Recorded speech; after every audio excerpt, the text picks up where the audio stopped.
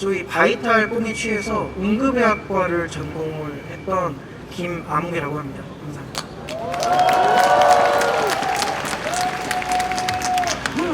먼저 발언할 기회를 주신 의사협회 감사드리고요. 오늘 저는 환자 입장 그리고 보호자 입장에서 우리 의료계에 어떻게 이야기를 해야 될지, 어떻게 보면 같은 동료들한테 호소하는 시간을 좀 가져보려고 합니다. 저는 오늘 이 자리에서 의사가 아닌 한 사람의 국민이자 보호자로 섰습니다. 이 자리에서만큼은 일개 국민의 한 사람으로서 저희 동료이자 의사 모두에게 호소하고 싶습니다. 이 3달째 이어오는 지난한 싸움에서 정부도 의료계도 국민으로부터 신뢰를 잃었다고 생각합니다. 정부든 의료계든 승자가 있을지언정 지지받는 승리는 아닐 겁니다. 지지받지 못하는 승리는 역시 패배일 뿐이라고 생각합니다. 제 의사 면허를 걸고 앞으로 30년간 만나게 될 환자들한테 지지받지 못한다고 하면 제 면허는 가치가 없습니다. 저희 아버지는 말기 파킨슨이고요. 지병이 악화돼서 최근에 뇌경색이 의심되는 상황이었습니다. 우측 다리가 움직이지 않는 급박한 상황 속에서 온셋이 3일째가 됐다며 입원이 불가하다며 7년째 팔로우하던 대학병원에서 퇴짜를 맞았습니다. 이 일을 보호자로서 직접 겪어보니 참으로 느끼는 게 많았습니다. 제가 보호자의 입장에 대해 곰곰이 생각해보았습니다. 의료계가 국민을 설득하고자 하는 내용은 무엇일까? 우리나라의 의료는 이미 충분히 좋으니까 의료계가 하라는 대로만 따르면 된다. 자칫 이렇게 오해할 수도 있을 거라고 생각합니다.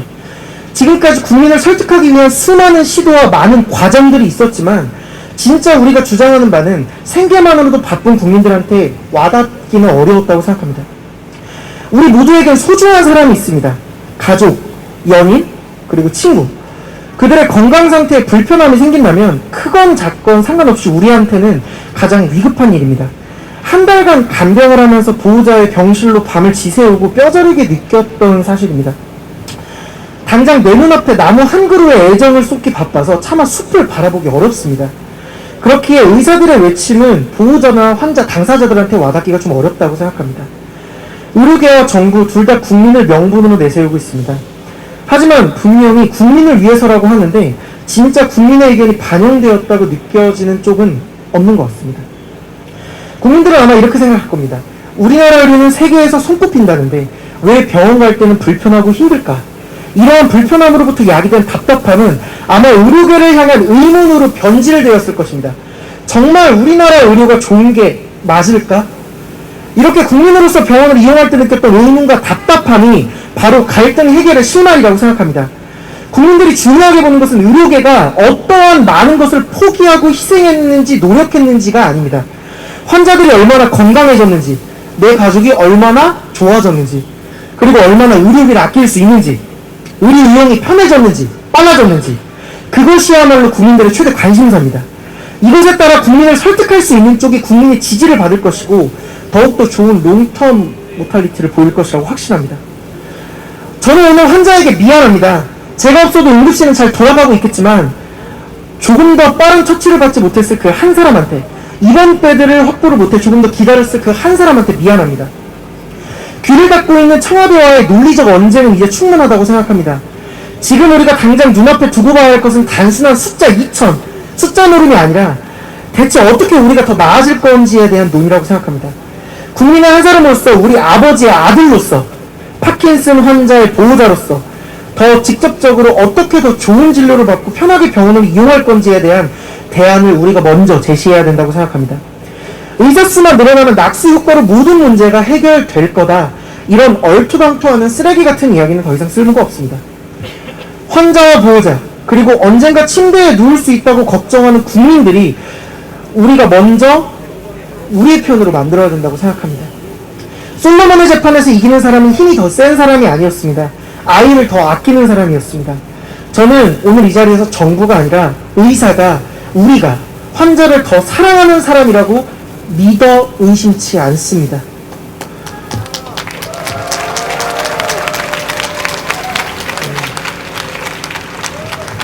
더 나은 대안을 정부에게 구체적으로 요구하고 이를 언론이 국민한테 저희의 이름으로 그리고 저희의 얼굴로, 저희의 목소리로 알릴 수 있도록 우리 동료분 그리고 여러분들 모두가 머리를 맞대 주십시오.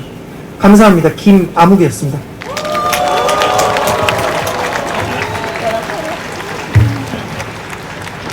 안녕하십니까. 저는 무직 젊은 의사 전호입니다.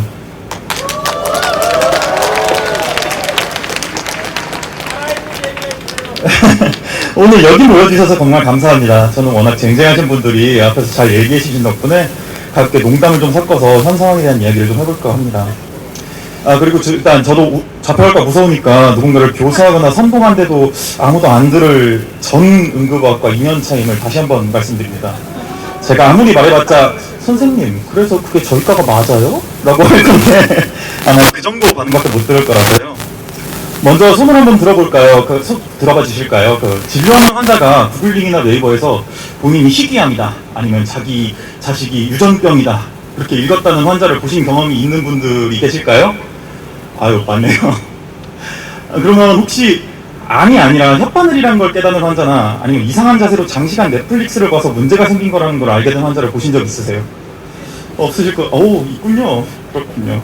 이렇듯이 구글링이나 네이버 같은 비전문가의 지식은 착하지만 과장이 심한 친구와 같다고 생각을 합니다. 선의는 있지만 항상 과하게 반응합니다. 이제 그 과장하는 친구에게 국가 의료 정책을 맡긴다면 어떻게 될까요?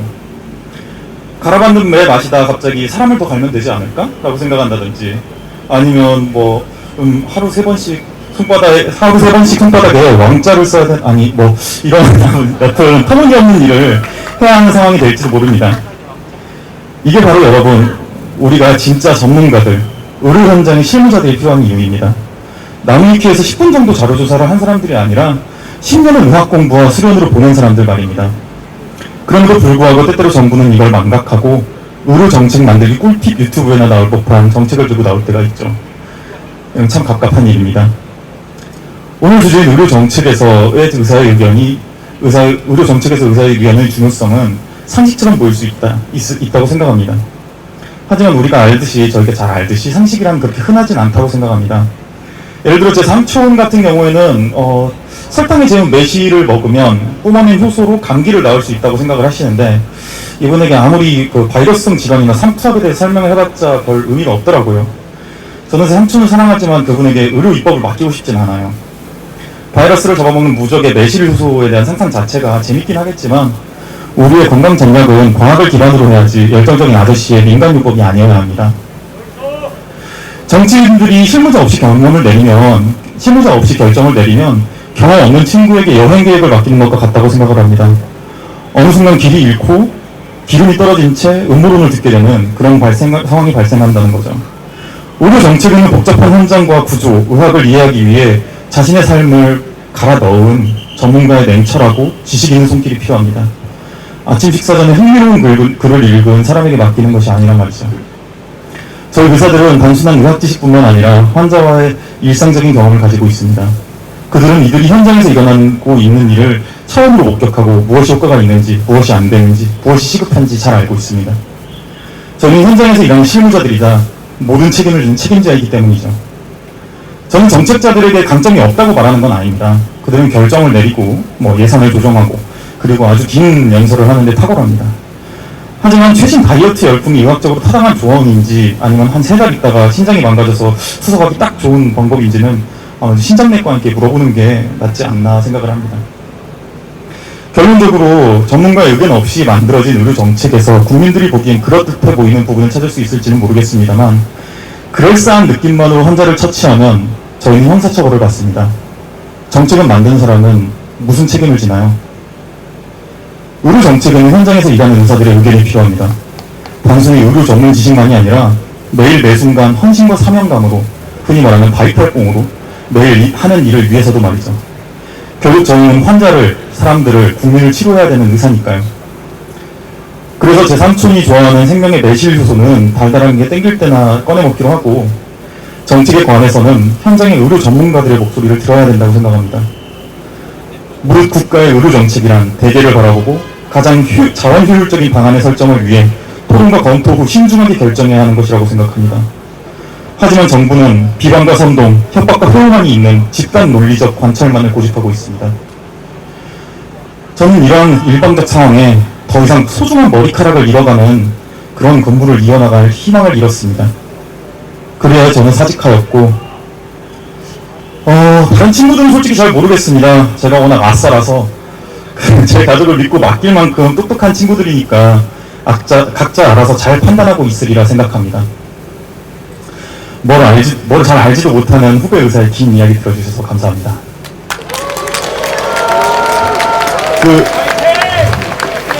감사합니다. 저희가 응급의학 의사회에서 책을 하나 썼는데요. 응급실 우리들의 24시간이라는 책을 썼고, 그 책에 이제 저희들의 전공의로서 느끼는, 혹은 이제 응급의학과로서 느끼는 점들이 많이 담겨 있습니다. 네이버에서 검색하시거나 검색 엔진에 검색하시면 찾으실 수 있으니까 잘 부탁드리겠습니다.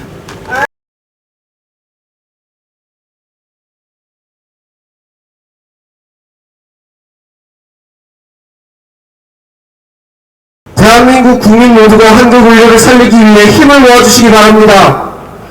다같이 한국의료를 살리기 위한 마음을 담아 힘찬 목소리로 우리의 바람을 크게 외치면서 촛불을 하늘 높이 들어주시기 바랍니다. 우리가 살리자! 살리자! 우리가 살리자! 우리가 살리자!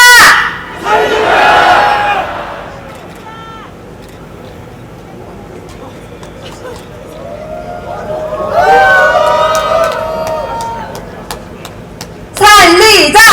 살리자! 살리자! 살리자! 살리자! 살리자! 살리자! 살리자! 살리자! 다시 한국의료의 심장이 뜁니다. 대한민국 의료를 소생시키기 위해 우리 의사들은 국민들과 끝까지 함께하겠습니다. 힘을 모아주십시오!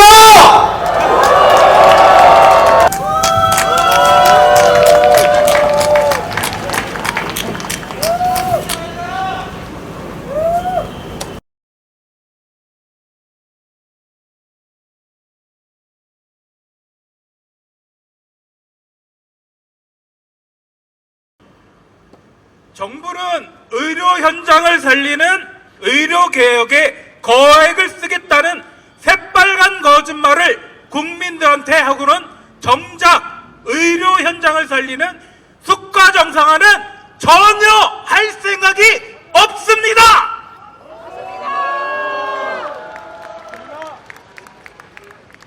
내일 끝나는 수가 협상에 복지부 장관 박민수는 국물도 기대하지 말라고 얘기하고 있습니다.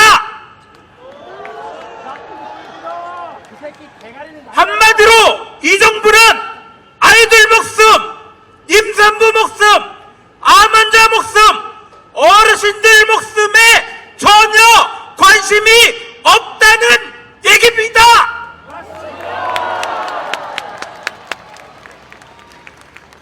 내일 수가 협상의 결과물이 이 정부가 국민들의 목숨을 얼마나 하찮게 여기는지 거짓말의 지표가 될 것입니다.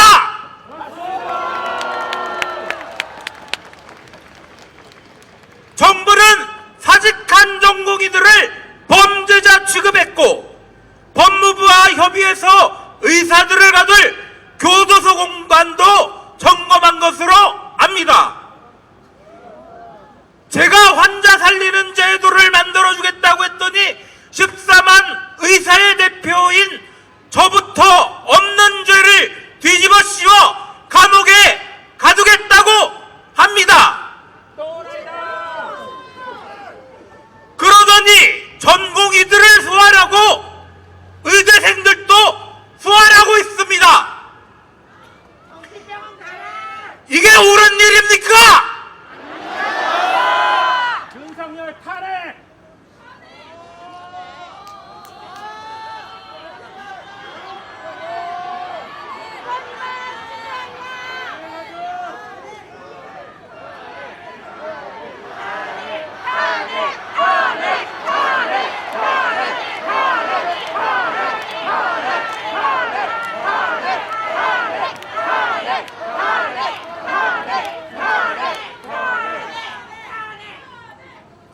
건경이 없는 죄도 만들어서 의사들의 입을 틀어막고 감옥에 보내고 의료농단, 교육농단, 암환자고려장, 어르신 의료고려장의 의료제도 개편을 개혁이라는 거짓말로 포장해서 일사천리로 통과시켜서 이 나라 의료제도를 결단 내려고 하고 있습니다.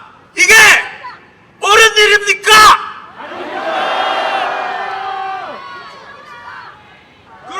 그렇다면 우리는 어떻게 해야 되겠습니까?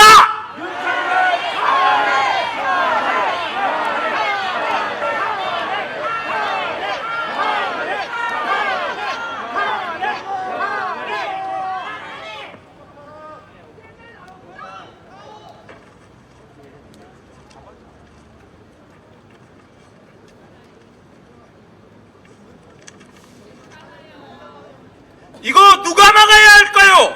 환자들 살리는 의사들 아닙니까? 환자를 살리는 게 죄라면 가장 먼저 제가 감옥에 가겠습니다.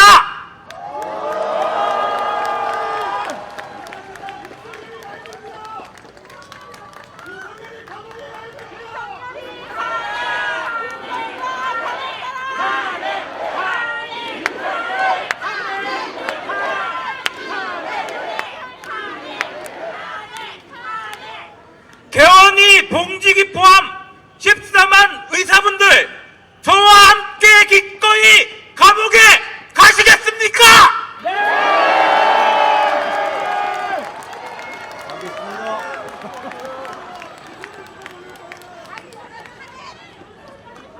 6월부터 본격적으로 의료농단, 교육농단, 암환자고려장, 어르신고 의료고려장을 막는 의료농단에 대한 큰 싸움을 시작합니다.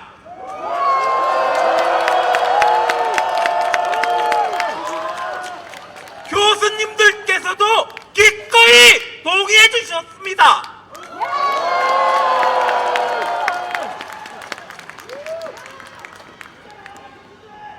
전공의 학생, 교수님들 뿐만 아니라 이제는 개원이 봉직이 선생님들까지 본격적으로 이 큰 싸움에 나와주셔야 됩니다.